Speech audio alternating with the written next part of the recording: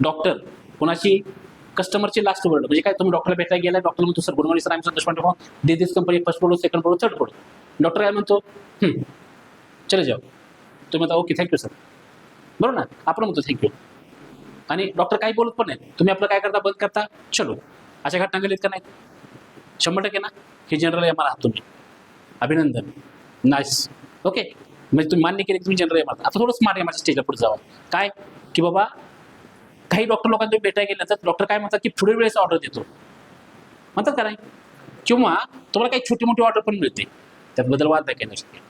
हे झालं smart M आरचं लक्षण. थोडी त्याच्या पुढच्या स्टेजला गेला तर डॉक्टर स्वतः म्हणतात थँक्यू, किंवा रेफरन्स कस्टमर तुम्हाला मिळवून देतात, स्वतः रेफरन्स कस्टमर देतात. अशी घटना कधी घडली? नाही घडली. डॉक्टर स्वतः थँक्यू म्हणतो तुम्हाला का, तर तुम्ही असं काही देतच नाही, तर त्यांनी थँक्यू का म्हणावं? त्याला भावलं पाहिजे ना सर. हे ब्रँड एम्प्लॉयचं लक्षण आहे सगळ्या, की आपण कशा पद्धतीने उतरलं पाहिजे, काय केलं पाहिजे.